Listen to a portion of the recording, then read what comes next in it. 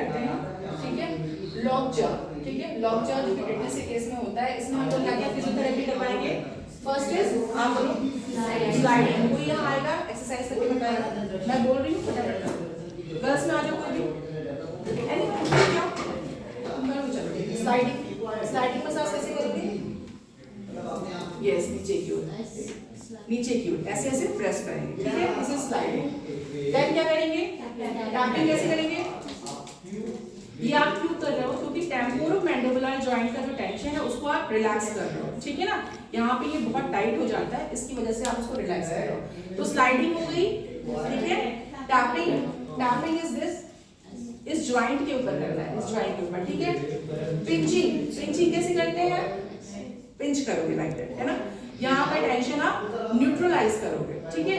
Pinching के बाद आ रहा है open mouth exercise. Open mouth exercise क्या होता है, कौन एक्सप्लेन करेगा, चलो तुम बैठ जाओ, एनीवन, कोई भी आओ यहाँ पे, आ जाओ, वेरी गुड, ऐसे ही बताना, आ जाइए। Open mouth, first mouth open रहेगा, ठीक है, hold for a few second, then relax, ठीक है। देन टंग का मूवमेंट कैसे करेंगे, एक बार लेफ्ट साइड, एक बार राइट साइड, ठीक है। देन टंग को ऊपर अपर पैलेट से टच करेंगे, ठीक है, hold for a few second, then relax करेंगे, ठीक है। उसके बाद हेड एंड नेक एक्सरसाइज आता है। हेड एंड नेक एक्सरसाइज में क्या करेंगे, स्ट्रेचिंग करेंगे साइड वाइज, ठीक है, इस साइड की stretching, hold for a few second, then another side की hold for a few second, then backward movement कैसे करेंगे, लाइक दैट, ऐसे आप खुद घबराओगे पीछे का relax, hold for a few second, then relax. और जो आपका हाथ का प्लेसमेंट रहेगा बिल्कुल ऐसे रहेगा, ठीक है, जहां आपकी हेयर लाइन पीछे तक होगी यहाँ पे, ठीक है, बिल्कुल रिलैक्स होके like that, hold for a few second, बिल्कुल पेन नहीं हो रहा है ना, ऐसे हर movement within a limit of pain with stretching. तो ये सारे मूवमेंट करने से जो हेड एंड नेक के एरिया का टेंशन है वो रिलैक्स हो जाता है, लॉक जॉ कंडीशन। बात समझ में आ गई सबको, okay sit down.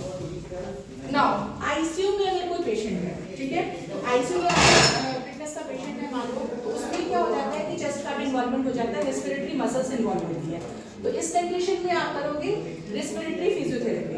Respiratory physiotherapy में क्या क्या आता है, tapping, percussion, vibration, shaking, okay. And अगर ब्रीदिंग इशू है, पेशेंट कॉन्शियस में है, देन आप उसको ब्रीदिंग पैटर्न सिखाओगे, है ना, डीप ब्रीदिंग एक्सरसाइज करवा सकते हो, रिलैक्सेशन टेक्निक करवा सकते हो, ये हो गया आईसीयू का।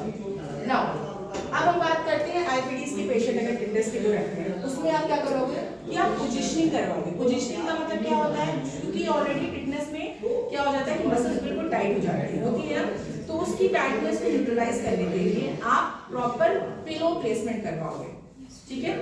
कैसे करवाओगे, क्योंकि जो पेशेंट रहता है उसका बैक आर्च बिल्कुल ऐसे हो जाता है, ठीक है, बैक आर्च ऐसे होता है ना, तो यहाँ पे पिलो प्लेस करोगे। बात समझ में आई, ताकि टेंशन उसका,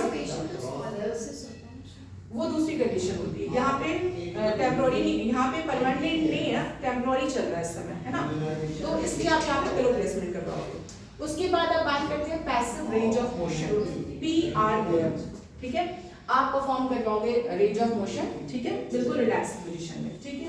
देन साथ है रिलैक्सेशन टेक्निक। रिलैक्सेशन टेक्निक में आपकी सारी डीप ब्रीदिंग एक्सरसाइज आ जाती है विद प्रॉपर पिलो प्लेसमेंट, ठीक है ना। अच्छा, ये सारी बात हो गई।